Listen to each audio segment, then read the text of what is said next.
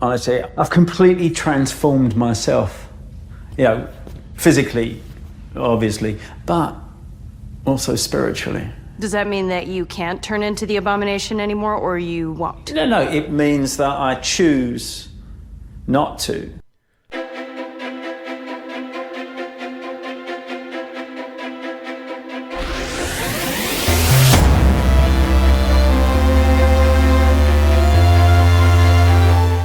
Welcome back to WD Magiccast for the week of August 28th, 2022. This is episode 193, WD Magiccast, the show about the mouse, the Marvels, the galaxy, and beyond. I'm your host, Matthew Graken. In this week's show, Matthew Leonard again joins me to discuss episode 2 of She-Hulk. Plus, we discuss some other things about Marvel, She-Hulk, and things that affect the world. Also, I did do a survey this week. I put a survey out there to just get the feel of what are your thoughts regarding the new Walt edition of Enchantment at Walt Disney World. In case if you aren't aware, Enchantment's a nighttime show, fireworks show that's projected on the castle and at the Magic Kingdom in Walt Disney World, and it was representative of the 50th anniversary. It was created for the 50th anniversary, but lacked anything regarding the parks. It was more just a overall Disney thing, nothing specifically for the 50th. So they have now added a intro part of Walt and Mickey talking about the Florida Project and some different things like that, making it more geared towards the 50th anniversary of Walt Disney World. And your choices were, and this was only on Twitter, so I apologize to anyone on the Facebook end, but this was just on Twitter.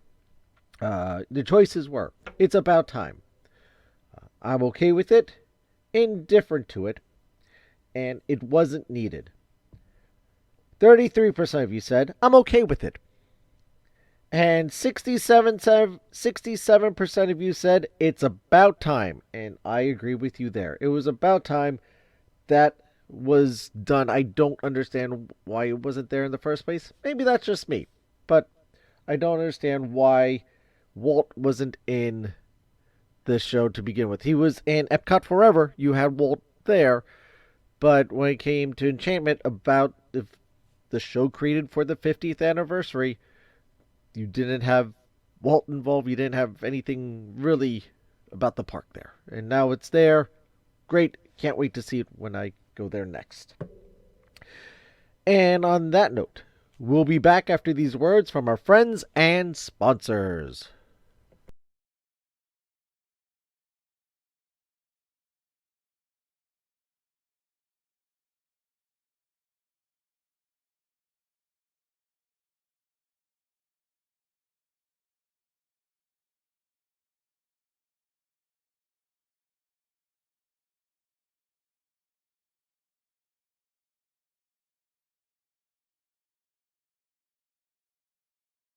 And now, on with the show.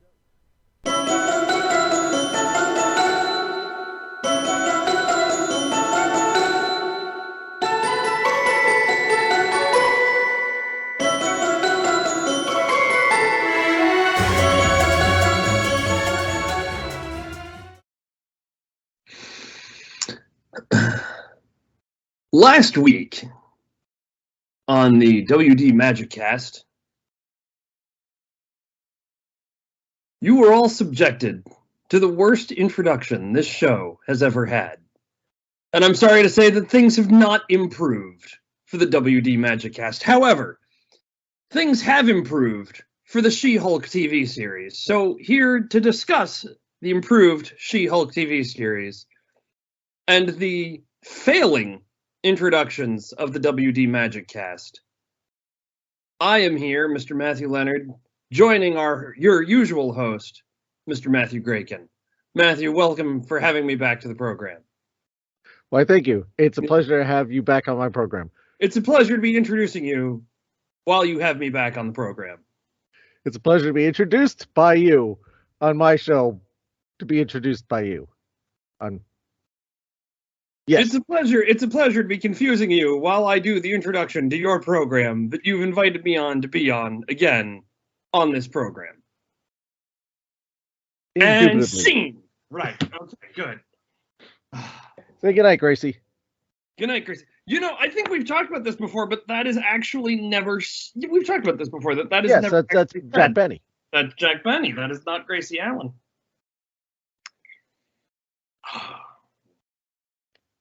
In fact, I feel like we had that conversation recently. We had that on the. I want to say it wasn't that long ago. Don't ask me which episode.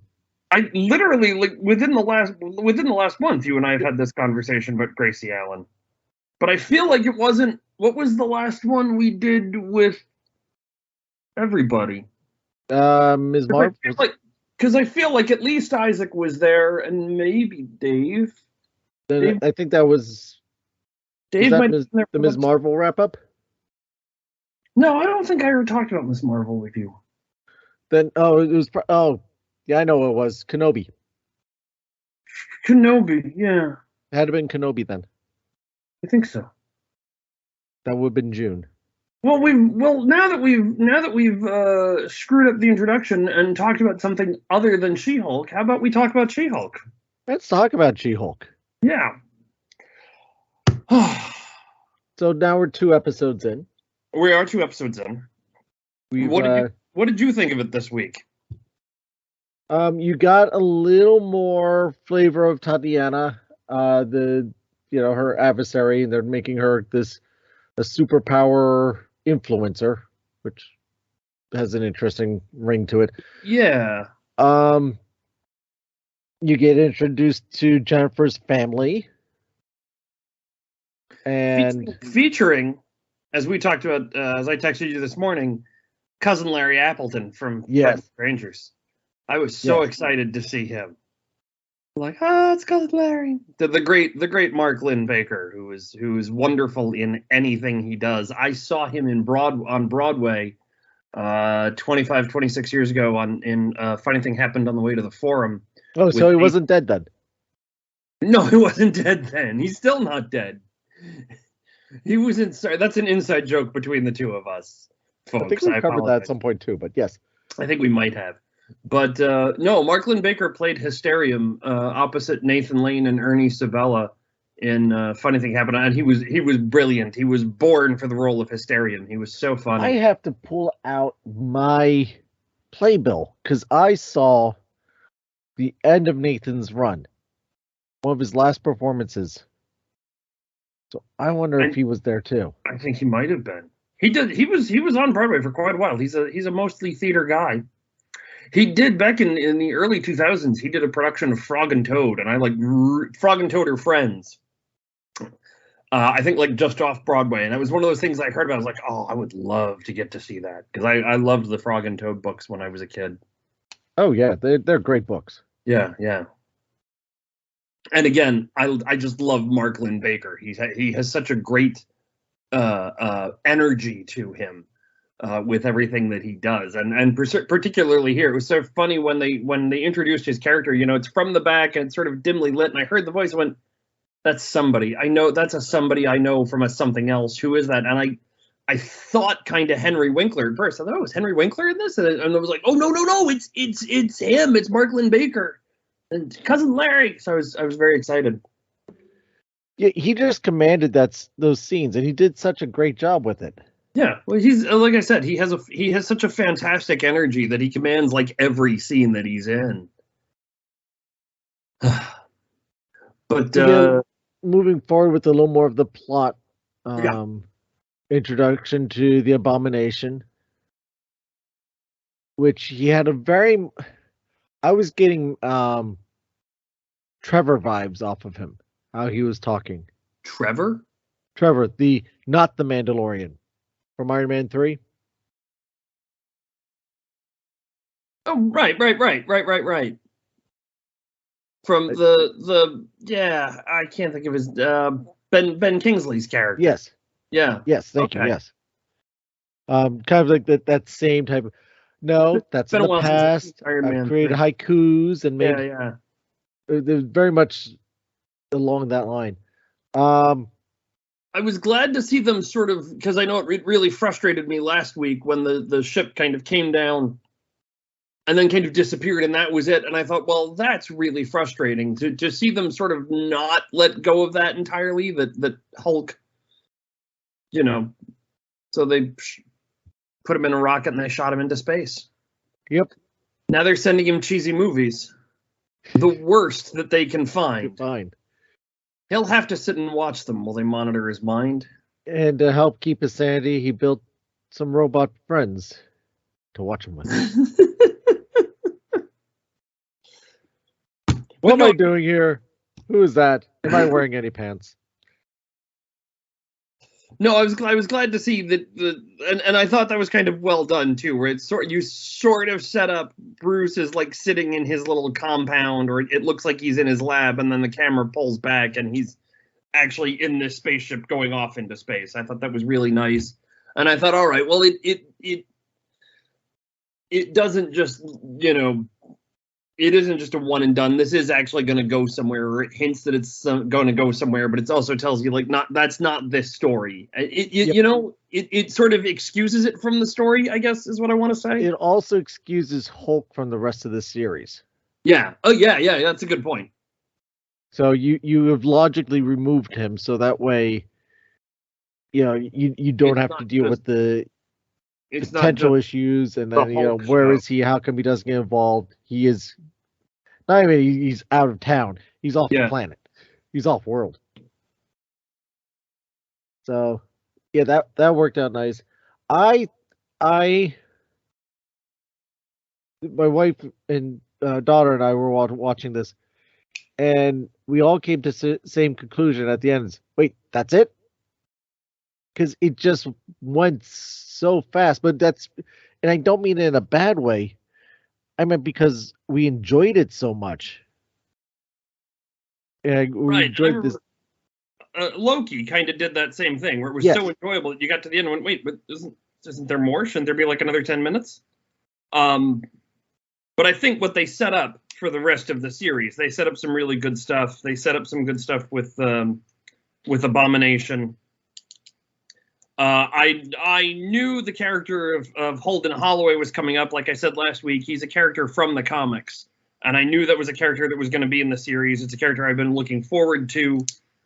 He's from the Dan Slott comics, and as I've said multiple times, Dan Slott's She-Hulk run is one of my all-time favorite comic book runs. It's such a great series of comics.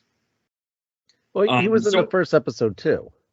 Yeah, he was. He's sort of not shown that much. You don't really realize. No, he's just briefly there. But he is there very briefly. Also, the character who shows up, there's a gentleman who comes in with the gift basket. He's a character from the comics, Pug. I was very pleased to see him. I was surprised to see him, but I was very pleased to see him. In the comics, he's a love interest for he's sort of a star-crossed love interest for Jen. He's actually much more. He's actually bulkier. He's almost got more of a Patrick Warburton kind of build to him. But then he also is sort of this. He's very intimidated. They're very respectfully. He's sort of the sort of best friend, and he kind of would like to take it the next step, but he doesn't want to ruin the friendship with what they have, and he's a little intimidated by her, and he's a really, really fun character in the comics. So I was a little disappointed to see him reduced to this, maybe they'll do more with him. But in the comics, he's a bit more the filling the other girl's role, Nikki's role. He's sort of the best friend, and he every time she breaks up with a guy, he's there with the ice cream and the wine, and they sit around and Pete, come on, let's order a pizza and watch some terrible 80s movie, that kind of thing. And he always kind of, and She-Hulk is like, well, why can't I find a guy like you? But she won't actually act on the idea of the two of them together. No, that's ridiculous. No. Yeah. I have a teenage daughter. I understand that all too well. Don't get me started on the personal end.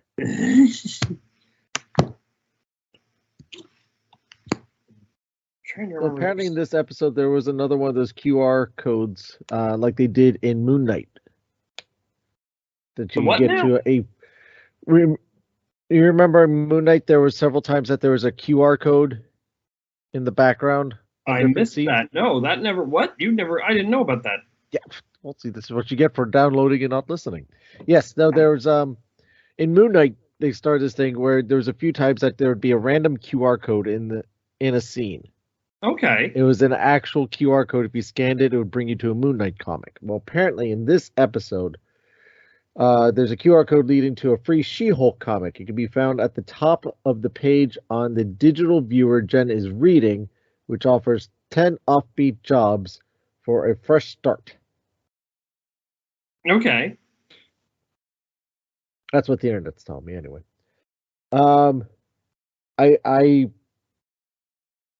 I have to go back to the Hulk, one of the Hulk parts when they're talking on the phone. You know, she's talking to him about this whole time trying to get forgiveness, but she's working through it in her own mind, and Hulk keeps trying to tell her the whole time it's fine, and she keeps cutting him off. And the writing in this I thought was genius, where it says, where Hulk goes, "No, literally, I was a different person back then," Yeah. referring to it was a different actor. The fact that he was at Norton back then. Yeah.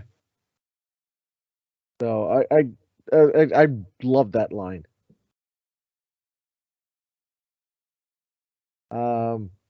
Yeah, so a number of different references of things going on. Someone said that the timeline was getting a little wonky with what was going on in this, but I don't see the issue myself, at least not yet, with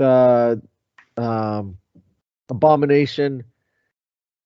The timing that they just found out about him escaping and going to the fights that happened in Shang-Chi. Right. I don't see how time-wise that messes things up, unless if I'm missing something here. I don't know. I have to confess, I still haven't seen Shang-Chi. Oh, Shang-Chi was fun. That's what I've heard. Shang-Chi was nice. It's better than some of the more recent ones. Or recent one. Which, speaking of Thor, September 8th comes to Disney Plus. Okay. So I will make sure to be out of town that day. Yes. Well, no, it'll be a number of other things. They have the making of Kenobi comes out that day too. Good to know. And there's some other stuff I just haven't paid enough attention to yet. It's Disney Plus Day this year. Right. So it hit on a low note. They're putting Thor on there. I'm hoping that Disney Plus Day will get some sort of I'd like a trailer for the new Muppet series. I would love that. I know they've finished production on it. Yeah, but there's no official time and date for that. I'm wondering if we hear that either Disney Plus Day or at D23. I'm hoping one of those we get. Oh, right, because the Muppets are going to be at D23. So, ooh. What if there's a concert? That'd be cool. That would be nice. Anyway, back to She-Hulk. Yeah, I all in all, he's starting to set up plots. They're starting to set up different things.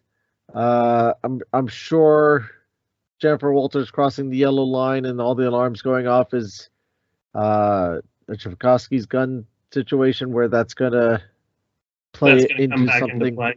Yeah. Why would you show that to us? Tchaikovsky's gun? Chekhov's gun. Sorry. Chekhov's gun, yes. I thought you said Tchaikovsky's gun. I did. It's been a long week.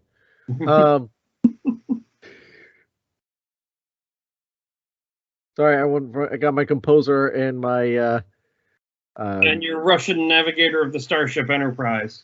Yep. Thank you.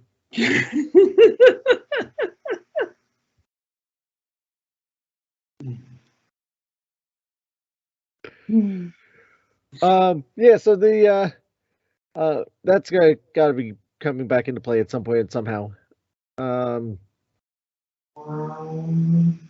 I just thought this was a very smooth episode. Where last one I thought, okay, they left some holes and some other things. I think we got a nice bit of introduction to the rest of the supporting cast finally. Yeah. I was a little bit, well, again, this is coming back from, and I know there is one more character still to go who we'll meet. I'm not going to say anything. But I've been a little disappointed that, again, in the comics, the law office, the superhuman law office, is a bit more fantastic, which I'm hoping we'll see is maybe more of when we go along. But I was a little like that. Just throw something in there, something a little more. What's the word I'm looking for? I don't know. Just more pizzazz. Yeah, that's just something a little more. I wanted to say, I don't know if imaginative is the right word for it, but just something to make it a little bit. It was a law office. It was a law office. It was any law office. There was nothing super about it at all, other than She-Hulk walking through, which I sort of understand doing it that way. But at the same time, I kind of also wanted to see it be just a little bit more. There are some stuff. There are some fun characters that they could pull from the comics and put in. So I'm kind of hoping we'll see them. There's still room for some surprises, so we'll see. Well, we figure it's the early days. Yeah. So that is something that they could always build into. Yeah, I think I'm actually sitting here. I've got my copy of the trade paperback and I'm trying to remember what it's like when she first, like, how established is the law office when she starts with them. And my memory is that they're actually a bit more. It's a startup, but she's not the first one in the door. Whereas this, I think she is the first one. She's literally the first one. Her and Pug. Right. I mean, I thought they, again, maybe slightly underutilized her friend. Right. Nikki could have been a little more.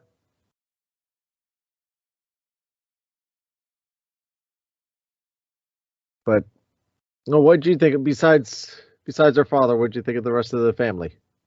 Rest of the family was fun. I was a little distracted by the presence of her father. Yeah.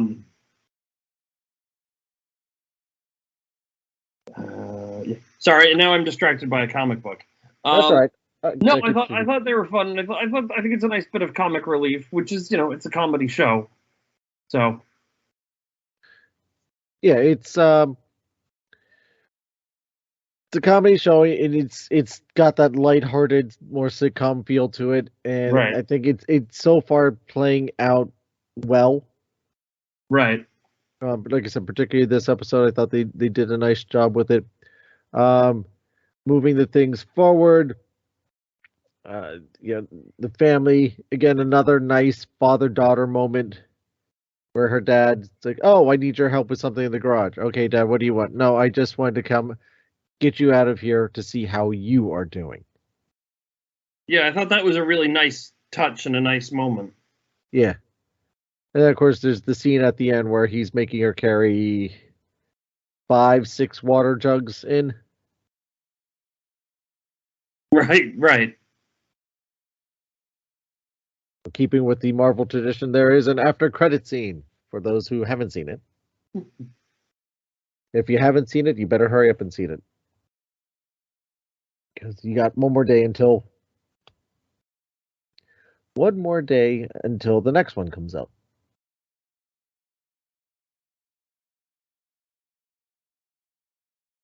Yeah, see, actually, I'm looking through in the comics. He actually does not want She-Hulk. Right, I'm remembering this now. He does not want She-Hulk. The problem is that She-Hulk is she's appearing more and more in court, or she's been in court almost exclusively as She-Hulk. And because of her showboating, Holloway gets her fired. That plays out the same. Holloway gets her fired, and he hires her, but then he says, "I don't want She-Hulk. I want Jen." And they're dealing with all of these superhumans, and she has to sort of. We currently represent a number of territorial disputes from undersea and to underground, and even in the air. Right. So that's. So that he's she sort of has to walk this line between being Jen and then, because there are all these other superhumans around, she ends up turning into She-Hulk when she's almost expressly forbidden from becoming She-Hulk, or she's told not to become She-Hulk. That's how it is in the comics anyway. Obviously, so it's completely the reverse. And obviously, you need to reverse that here. Otherwise, it would be kind of pointless. We wouldn't have much of a show. No. Which it's an interesting twist, and I like how she points out that it's like, I did the good thing. I saved these people from getting a death thrown in their face, so I get fired. Yeah.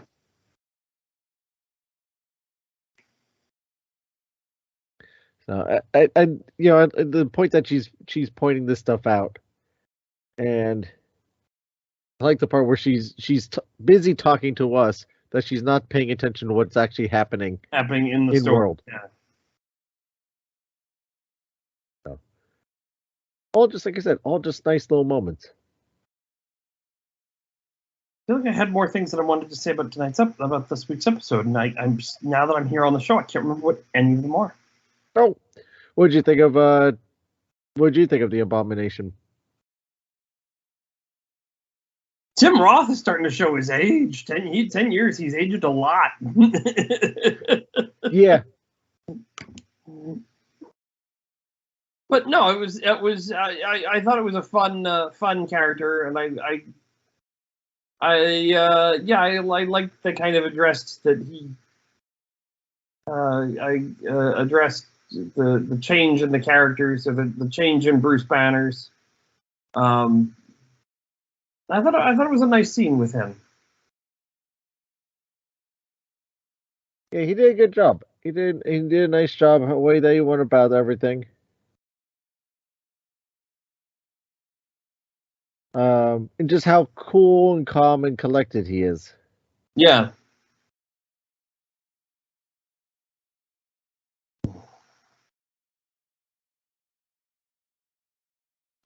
He's just got this weird vibe about what's going on. Like you almost think that he has more knowledge than he's letting on. Right. It reminded me a little bit of the scene in Avengers between Loki and Natasha. Yeah. Yeah. I don't know how his character is going to play out in the end, which end he's going to end up on. Right. So we shall see. Because, I know there's some other characters that come into play that they've shown in the trailers that are linked to this character.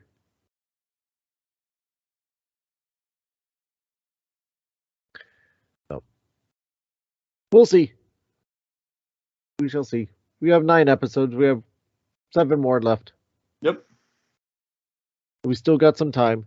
Oh no! Like I said, I found this one very enjoyable, and I'm continuing to look forward to what's next and what's next.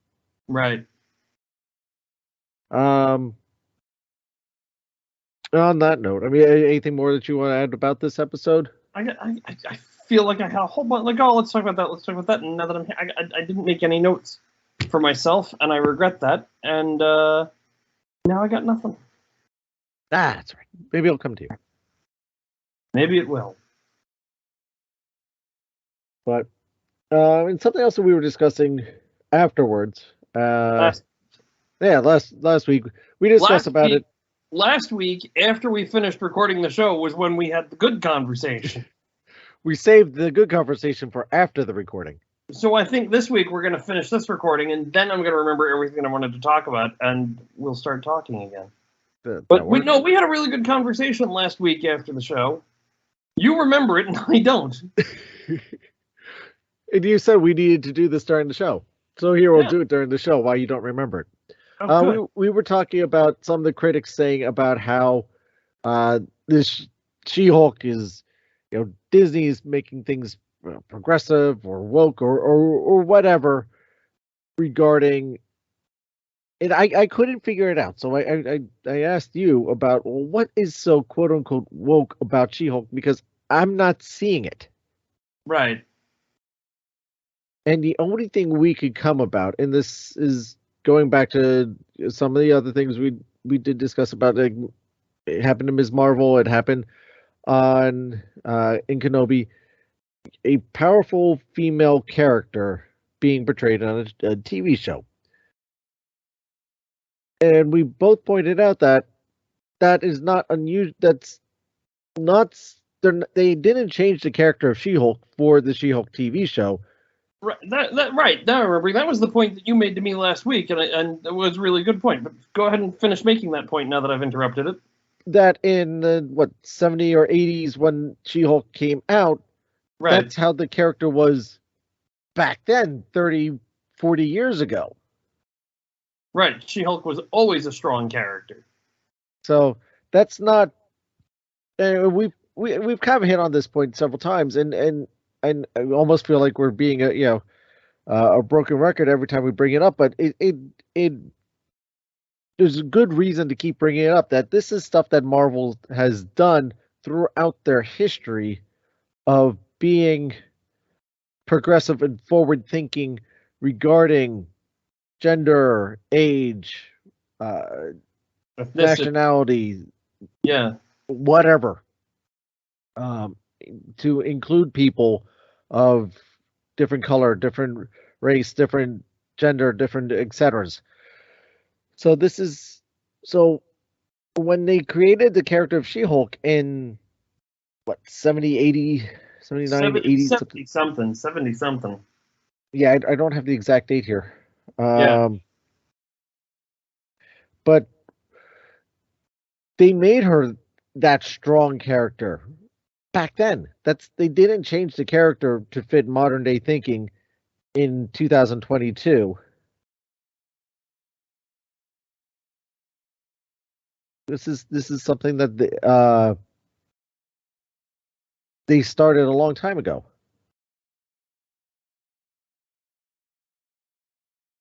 It was actually 1980 was the first issue of Savage She-Hulk #1. Really? Because I have 1979 as Savage She-Hulk #1. Regardless, you are correct that this was kind of how the character has always been. Yeah. It's not like there's the impetus there is, oh, Disney's being woke. No, Marvel has always been awake in terms of representativeness, and I think the story that I told, that you and I talked about last week after the show, if you go back to the earliest Fantastic Four comics, there's a letter to the editor, or a letter to Marvel, saying they need to eliminate the character of the Invisible Woman because she doesn't contribute anything to the team. There was one person wrote it, and it's literally like issue 7 or 8 of the original Fantastic Four comics.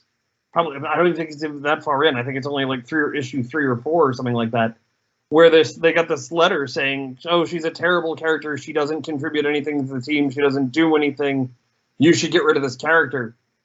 And Stan addressed it in a soapbox even then, addressed it within the letters column, and then literally, I think it's the next Fantastic Four issue, or maybe the next 1 or 2 issues after that, there's a storyline where it literally opens with the Fantastic Four Reed and Sue and Johnny and Ben, and they're sitting in the kitchen at the Fantastic Four headquarters, or in the Baxter building.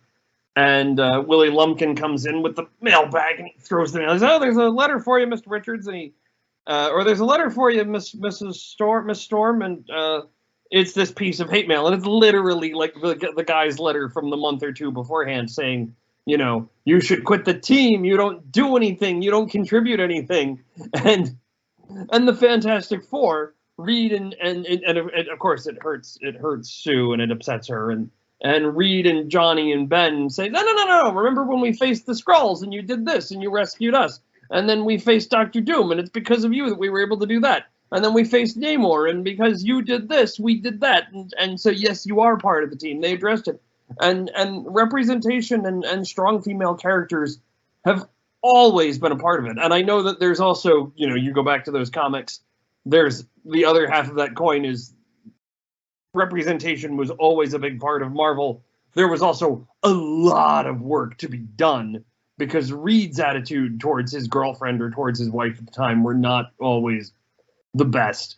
And there are things with She-Hulk that I can point to, and they actually, She-Hulk used to sort of poke fun at the fact that the fans were sort of looking for the comic to be sort of sultry. They you know, because she was this 7-foot glamazon, this is what She-Hulk should be. And every time it sort of started to turn that way, she would break the fourth wall and be like, you know, this is really disgusting and beneath all of us. Why I'm not gonna do prance around in a bikini and do this just for your entertainment. I've got a story I've got to go be a part of, or you know. So representation has always been a thing, and I don't understand people who I just don't get it. Yeah, you and I talked about this. I don't understand people who complain about representation in movies or TV shows, or you know, people who complain about something being woke. I don't know. I you know, I always say I'd rather be woke than asleep. You know, but that's just. And I said this a couple of months to you that I wasn't going to get political on this show anymore, and I find myself getting more and more political every time we do this show. Stop it! I'll stop. I tried not to make it political. It's not being political. But you were the one who brought this up. I did bring it up. But and let me cap it off with 2 points on this. Okay. Again, I know that I've mentioned this before, and I'm repeating myself, that Black Panther is another prime example. Yeah. The first black superhero character. You know, despite the name, he actually came out before the Black Panther movement even started. He's been a character that's been around, and you know, again, bringing representation, bringing, you know, a beacon for people to look forward to. But even in my own writings, and I know I bring it up every so often, many of the books that I've written, that I always use a diverse palette of characters. Yeah. To represent people and characters and stuff. That's just how I always wanted to write, is just to show the inclusive world.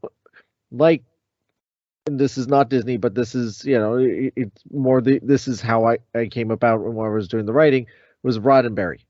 Yeah, Star Trek. Yep.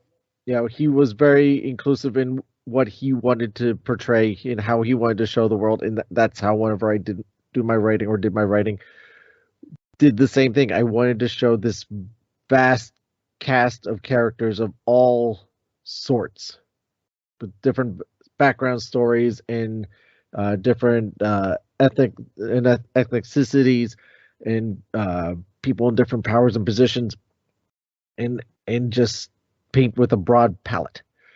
And to get that type of stuff, and then something else that we mentioned, it, as long as it's not being like shoved down your throat and beating you over the head, there should be no problems with it, because it is just, if you look throughout the world, you will find examples of these type of people around.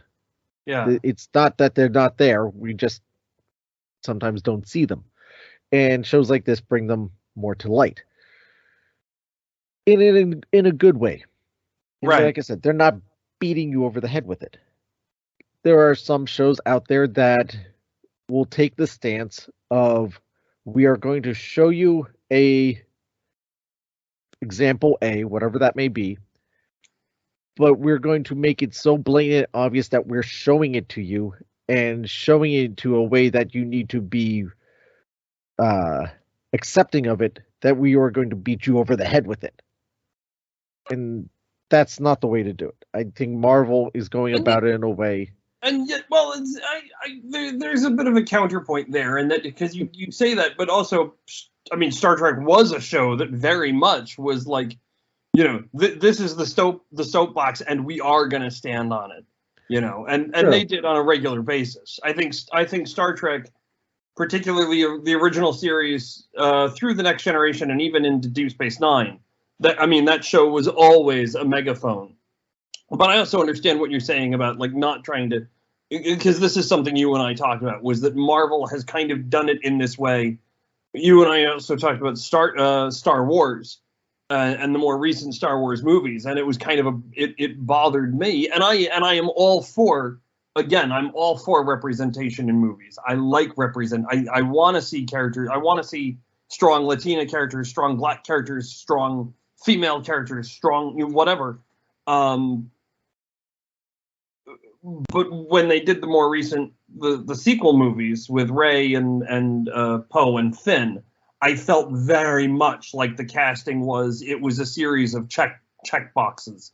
Right. We have a strong female lead, check. We've got a Latino male, check. We've got a Black male, check. We've got an Asian female, check. And as opposed to just having those characters feel a bit more organic.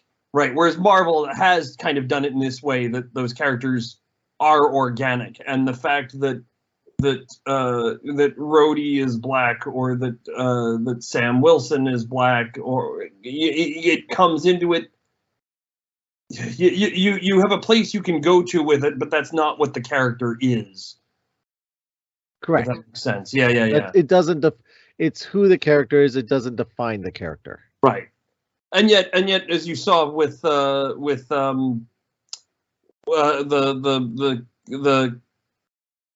series, Falcon Winter Soldier. Falcon and Winter Soldier. The fact that Sam was Black, you had a place you could go to, and you could tell an interesting story that way. Yeah. Well, right, and then you could write the story around it and give more of a different points of view. And I think that show did a lot of that, or it was showing, because you had, at one point, you had the two Black characters in it. You had the former guy. I'm blanking on the actor's name, and I really enjoyed his work. And he was in Alias, but he was the soldier from that the army used in the past and abused him. And he's saying, no respecting Black man would ever pick up that shield. And here's Sam going, but if I don't pick up that shield, what am I saying to the future? It's kind of, you kind of had the two different angles on all that. And it's, again, Sam taking the road of, the shield doesn't define me. I define what the shield means. What the shield is. So, yeah, so again, but that's it's not making the character isn't that. Right. It's part, it's part of it is what the character gets involved in, but it's not defining the character. So yeah, I think that's more of what I mean by that. I don't do good with political. I'm sorry. That's why I don't have a political podcast. And yet we find ourselves discussing being political on the show fairly regularly. Well, sometimes these things come in there. I think it's good. I think this is why representation is important, is because it does get us having these conversations. It does get us talking about these things. I mean, I loved Ms. I said earlier, you didn't have me on. You and I never really talked about Ms. Marvel. No. Or at least tell us about your thoughts on Ms. Marvel. You and I loved it. I thought it was great. I thought it was fantastic, and it really was eye-opening to a lot of things.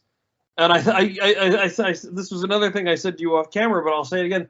I always complained about having to, I'm so tired of Marvel movies these days because I always feel like I have to do my homework. And here was Miss Marvel, and there was this moment where I went, oh, there is homework that I have to do here, but it's not going back and watching these 20 other Marvel movies. This is an actual history lesson that I need to pick up and read and learn something about and open my brain up. And I was very excited by that with Ms. Marvel, and I'm so glad they did that series the way it was. And the other thing that I was also very pleased with on Ms. Marvel was the reactions to it, because I was on at the beginning of the summer.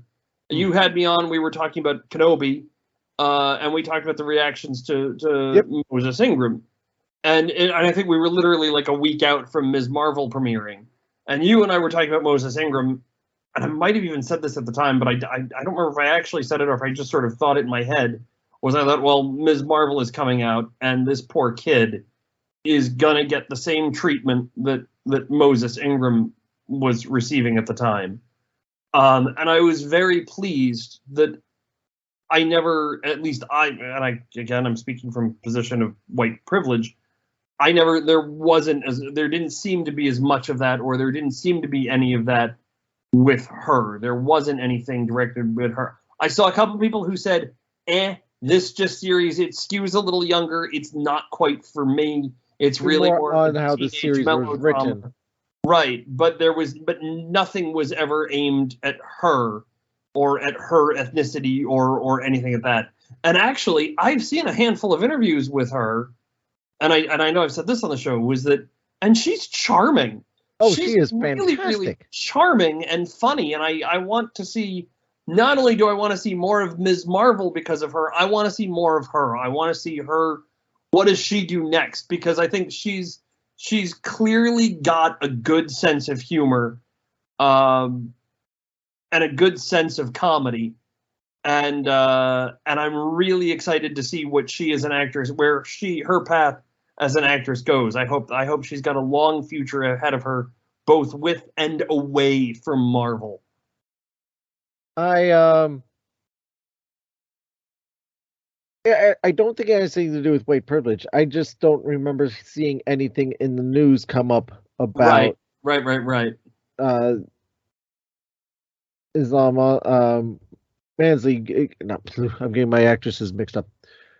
But the Ms. Marvel actress getting attacked or anything coming out about people going after her. She is very charming. I did try to get her on the show. Unfortunately, her schedule just didn't allow it. But I did hear some interviews myself of her. She embodies her character, kind of like how Robert Downey Jr. embodies Iron Man because of their unfortunate past. Lines up here in a more positive light. She is that fangirl character that Ms. Marvel is. Kamala Khan is, and they're just very similar in that aspect. She embodies her character, and she plays it off very well. Right. I am very excited to see where she goes from there. I've even seen her birthday was just recently, and Brie Larson posted out a tweet wishing her a happy birthday, and just kind of in this super buddy kind of way. Right. It just my Broadway quoting best bud friend. It's just this really cute, just really special little moment that Brie Larson put out there for her Marvel's co-star. So this is a character then again that I was excited for. I enjoyed the series. I didn't know what to expect from the series, and by the end, I really enjoyed what I got. I understand how the first couple episodes turned some people off, but it did swing differently as it moved along. And to the end, it was a fun series introducing her character, and I think she will be a lot of fun to watch in the cinemas next year. Yeah. So, yeah, it's weird that people say things like that. And oh, I wanted to get back to the Star Wars. That I was going to say in The Last Jedi. Okay. My daughter is Asian, so when I found, not only is she Asian, she's Vietnamese, and when I found out that there was a character in the movie, two characters actually, that were both Vietnamese in this movie, I got excited for that. Because then my daughter can see someone in Star Wars that is just like her. So, Right. she has, in case if you guys don't, if people listening don't know, my daughter's name is Paige, and the characters in the movie's name is Paige. So she has the Paige action figure, the Paige pop figure. She has all the Paige's stuff, a lot of the Paige merchandise in her room because she's in Star Wars. Unfortunately, her character doesn't make it through much of the movie, but she's in. She is in the movie. So, yeah, it's the world is a lot bigger now than it was many years ago, or we are realizing it's a lot bigger now than we realized it was many years ago. Which is to say is 100, even 60 years ago. And we should not be afraid that this world is a bigger place, and that America being a place where people of all different sorts cohabitate. I think the fact that we are a place of all different sorts who cohabitate is what makes America great. Thank you. No problem. And we should be mindful of remembering that.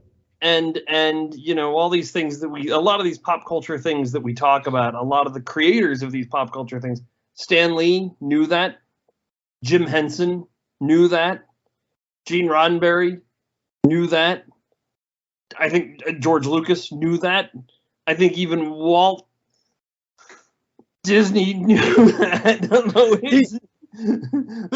Let me preface. And I say that, and then a giant elephant walks into the room. So yeah, well, he did, but he was also a product of his time. Walt Disney being born in 1901. Right. He employed women whenever it wasn't commonplace. Now, was it the standards of that what we expect nowadays? No. But he did certain things that back for that time was very uncommon. The Saludos Amigos, Three Caballeros, all that type of stuff was not very popular. It wasn't a common thing back then. Right. And he was introducing characters of Spanish or Mexican or different descents back then that other studios weren't doing as much. Right. So he's not at the level of Jim Henson and all that, but it also, again, well, and even Jim, Jim was very aware of the global stage, which was how we ended up with Sesame Street, which is how we ended up with Fraggle Rock.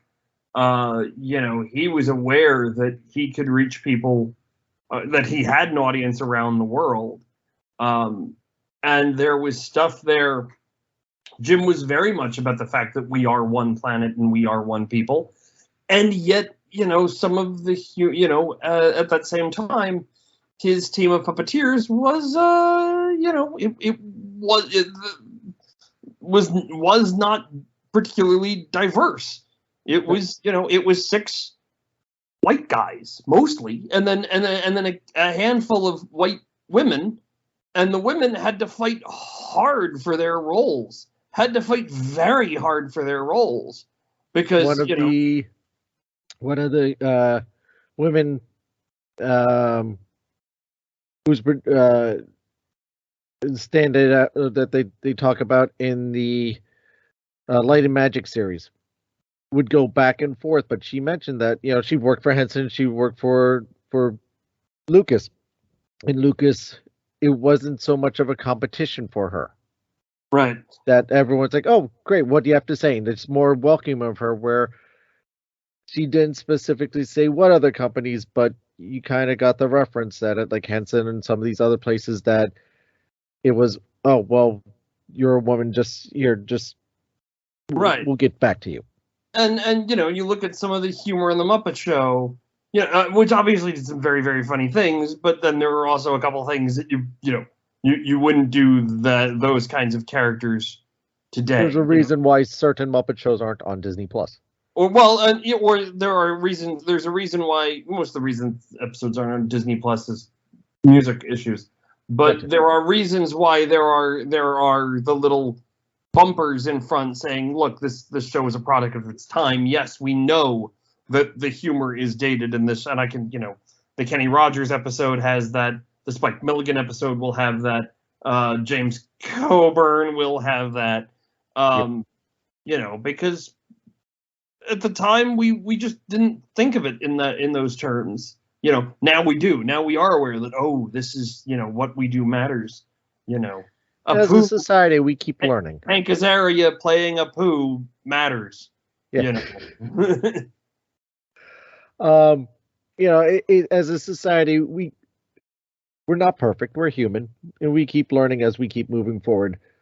But on the same token, we have to say that we were just saying in this country, we do recognize that, we're learning about all these other people. Unfortunately, there's some countries that you would never be able to get a show like She-Hulk, Ms. Marvel, or the like, because you're just not allowed to have that.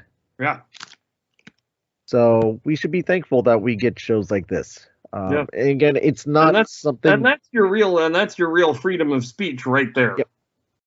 And again, what makes America so great is that we can have shows like this. So I think we exhausted that. I think we've exhausted a lot of things. So on that note, thank you again for coming along. Thank you for having me. You're welcome. Thank you for introducing me. I feel like there was more I wanted to say about She-Hulk episode 2, and I can't remember. Let's see here. We talked about Cousin Larry. Cousin Larry talked about Tatiana. We talked about her getting fired at the bar. Holden Holloway, Pug. The popularity of everyone chanting for She-Hulk, and she didn't like the name. Yeah. Drinking, and then whenever she switches back to non-She-Hulk form, the metabolism difference. I was actually just seeing that's actually, well, actually, it's funny in the series. I'm talking about the switch in the series. She's She-Hulk, and then her boss comes in and says, "No, I need you to be Jennifer Walters," and she switches, and her metabolism switches, and she's drunk as she's getting fired. In the comics, it's the opposite. It's she's out drinking. Holden Holloway walks in and says, "I want to hire you, but I want to hire you as Jen Walters. I need you, and so it's then She-Hulk's been drinking. She changes into Jen Walters. And Jen is completely blitzed out of her mind and passes out on Holden Holloway as she's offered this job. It's a very funny moment It was a very funny moment in the series too. I enjoyed it in the series. Again, Tatiana Maslin does such a great job playing this character. Yeah. I just absolutely love her playing this. And again, another fantastic casting job by Marvel. And I'm eager to see episode 3. I can't wait for episode 3. Yeah. But again, I do wish, having sat through this episode, I do wish that last week I think last week's episode would have benefited from being able to go. This was a far stronger episode than last week's episode, and I wish when they premiered it, I wish they had done both at the same time. But oh well, I'm not in charge of these things, and I can't go back in time to be in charge of these things. Why not? I don't know. But one day But yeah, no, I completely agree with you. This would have played, if we got 1 and 2 back to back, I think this will play through nicely because one picks up right exactly where the second one ended, so it just will flowed perfectly and worked out well. And I just like I like the zinger at the end, or she calls her boss and say, "Okay, yeah, I'll take the case." You say, "Good. Turn on your TV." Turn on TV. Like, oh, well, I didn't see that coming, or whatever the line was, and then they cut it right there. Yeah. Now, I see, spoil this for me a little bit. Do I need to see, I feel like I need to see Shang-Chi now. Because isn't that where isn't the thing that he's broken out? It's brief. But it is. I think it will play I think it will help you. Yes. Your timeline question from before. Yeah, I still don't. This lines up with Shang-Chi more than anything else. That like the first 2 episodes take place. Supposedly there was a reference to the giant statue in the Indian Ocean, which is from Eternals. Right. Again, I'm not seeing the disconnect with the timeline.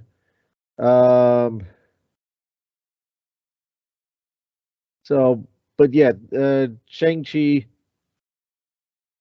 about a third of the way into the movie.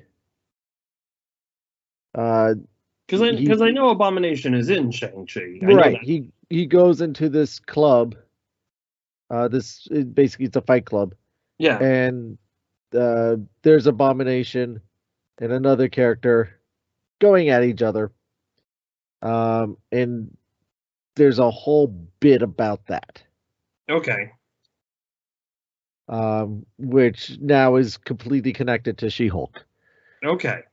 So yeah, you did a little bit of homework there. Nothing it's not like having to watch 30 movies to get that. Again, Shang-Chi in some ways is kind of a standalone film in itself as well. One of these days I'll get around to watching Shang-Chi. One of these days. The only connection is Iron Man 3. Iron Man 3, there's a connection to Shang-Chi. Really? Yes. Nice.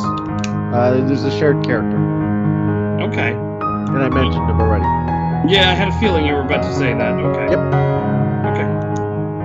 Cool. On that note, thank you again. Thank you for having me. Always a pleasure. I look forward to introducing another episode of the WD Magic Cast, and maybe doing a better job than I did this week. Thank you for letting me screw up your podcast. Anytime. Woohoo!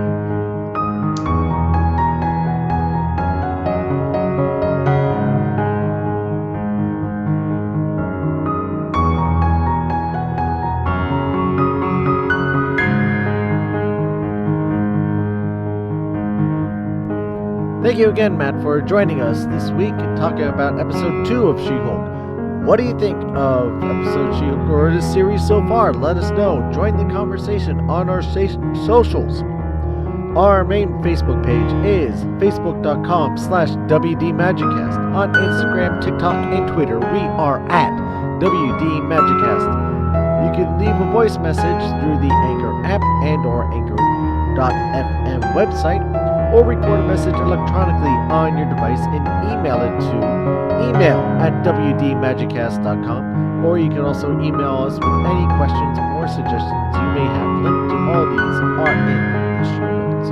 I want to thank you for your time. I know how little time we all have these days, and and how crazy life is going. Back to school is going on. Some of the kids are back to school already. It's a lot. It's a lot going on. But the fact that we get to spend this time together means a lot to me, means a lot to my co-host, to the whole team over here at WD Magicast. Thank you. It is the least that we can say. Thank you. Thank you so much. I hate asking for more, but I do. Please leave a rating or review on Apple Podcasts, on Spotify. We have all 5-star reviews at the moment. I really, truly appreciate it. I never expected that kind of response. Just keep them coming. More 5-star reviews, the better. It helps promote the show. In addition, please share out a link on the social networks. Tag us so we can say thank you. But let people know that you're listening. Let people know where to find us. You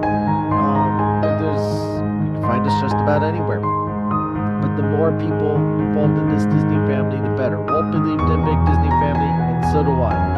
Don't forget to subscribe to the show as well. While you're at it, this way you always know when new episodes are posted. And while you're at it, consider becoming a premium subscriber. It really help the show out. You can do this over at anchor.fm/WDMagicast/support.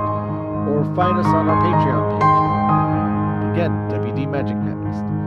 You can also check out the merchandise shop where you can get yourself some cool, fun WD Magicast stuff. You can links to all these are in the show notes as well. Because remember, this show is brought to you by listeners like you.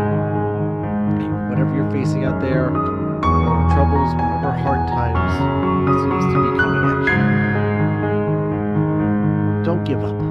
You are special. You are the person who you need to be, who the world needs you to be. Don't ever give up. Don't ever stop believing in yourself. Don't ever think you're not worth it. You are special. You are unique. Be your own hero. Never give up. Never give in. And if you need help, there are people out there who you may not know, who may not know you at all. But believe it or not, they'll be willing to help you. Be sure to ask for that help. And on that, I'd like to end this show with a quote from Walt Disney himself. Americans are responsive people, and the ideas, the knowledge, and the emotions that come through the television screen into our living rooms will most certainly shape the course of the future of ourselves and our children. Again, that's from Walt Disney. Thank you again for listening, everybody, and I'll see you next time.